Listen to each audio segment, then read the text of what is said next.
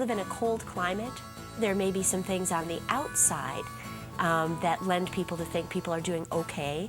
All you have to do is go through the front door and you see that people are living in housing that's substandard or without the things they need. Project Promise was a 4-month initiative here in the Fox Cities to really raise awareness of poverty and really get the community focused around it. We made it very directed and action-oriented from the start. Our local public library was going to be doing a book read on the book Nickel and Dimed. And we thought, wow, what if we got thousands of people in the Fox Cities reading this book? Then more folks came to the table and said, well, let's make it beyond a book read. All these organizations came to the table and said, let's make this all happen. Picking a topic, Project Promise, that we could all, an umbrella that we could all relate to, was really a stroke of genius because all these efforts, many of them had been going on in community beforehand, but I don't know that people saw their interrelationships. That Project Promise banner, the logo, the website, was really powerful. It became something you would go around and people were talking about. As far as number of people being touched by this, it's thousands and thousands. And the value that that brought to the community in terms of people coming together regularly to talk about poverty and sort of setting a vision for a community around poverty, which didn't exist before. One of the other initiatives that's happening as a result of this is diversity circles. We had 40 people participate in diversity circles on poverty. They spent 10 hours together, really peeling the onion on their own awareness of poverty and then what action things that they could do in their own lives. Initially, upon learning about the diversity circle, I was really interested, but I was also a little nervous. The first week I was a little uncomfortable. I didn't know who would be there. I'm not a big mover and shaker in our community. The Project Promise Diversity Circles was an opportunity for people to sit in small group settings, and the simplicity of bringing people together to talk and to make awareness. That's what made the big difference. The ground rules really help the circle make you feel safe to share your answers. It was a respectful dialogue. Being in the poverty circle has kind of increased my boldness in speaking to people. If you have a passion for something, you become the expert. That's what was really empowering about the Project Promise Diversity Circles.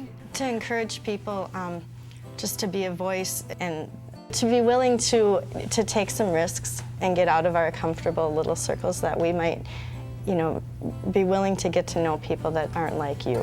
All the components that went into making up this, to me, seemed so new and so radical, yet so simple. It's a simple saying that really got me going in here was dream big and start small. Dream big that we can end poverty, but start small locally right within your own backyard.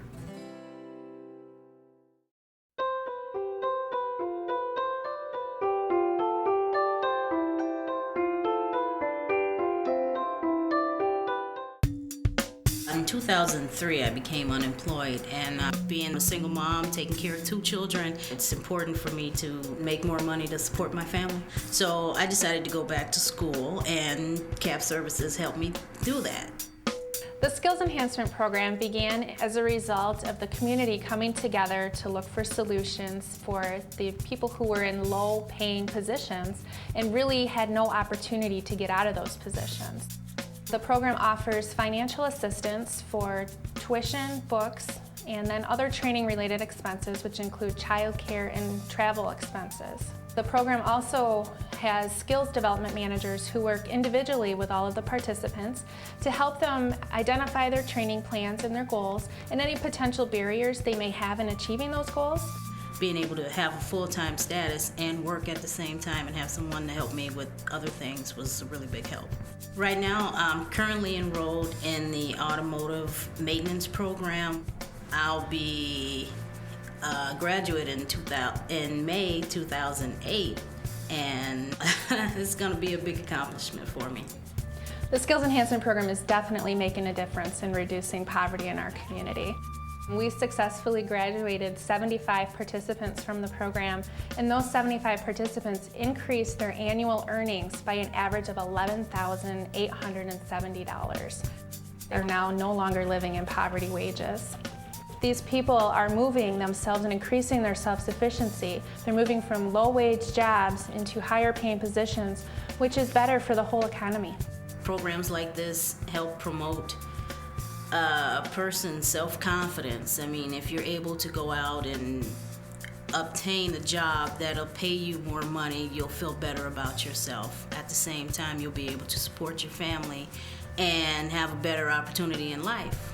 It will make a huge difference if we are able to serve everyone who wants to utilize the services. What people need to know is that this is not an impossible program to replicate.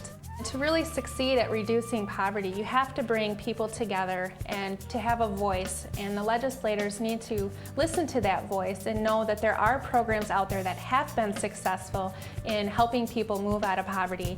I think my kids will appreciate the fact that I'm going to school and trying to better myself.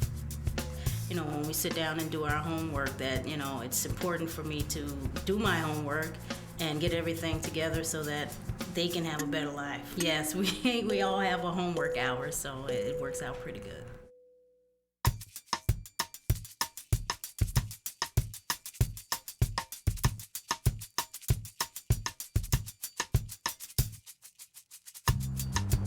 The key issue around homelessness is having a place to live. Just some simple math, really. I mean, if you're spending less for your home, you have more for your food, for the diapers for your kids, for the medicine for your family. Some of our adversaries claim, oh, Milwaukee's nothing but affordable housing, but a lot of the housing that is affordable is not fit for human habitation. It's not someplace where you would want your mother or your children or your grandmother. I think we're moving into an age now where we really got to push up the level of what is affordable housing. The issue was that there's no dollars to provide subsidies low enough to house homeless people. What we were trying to get is we were trying to get an ongoing source of money that both the housing development community and the lending community could tap into to provide affordable housing.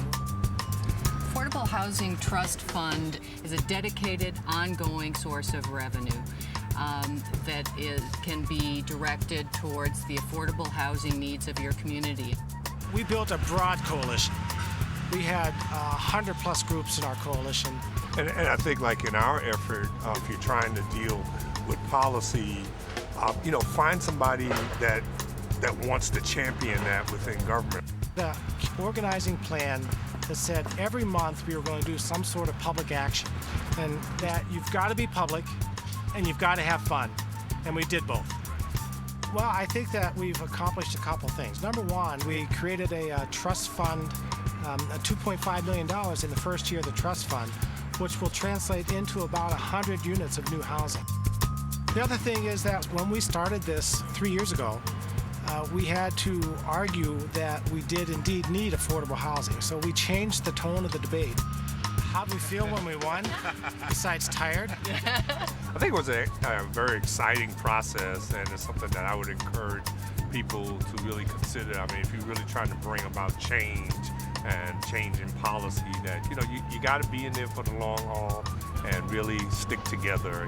If communities throughout the state established housing trust funds, I think it would create a huge groundswell and give our assembly people and senators and the governor the cover that they might feel that they need to establish a statewide housing trust fund. And the other thing it would do, it would build a broad base that you could address other issues beyond housing. I mean, housing is an important issue, but so is hunger, so is joblessness, so is education. And one of the issues that we don't have is a united front in terms of all of those important concerns. And if folks just started working on one, then we could link together and work on two together.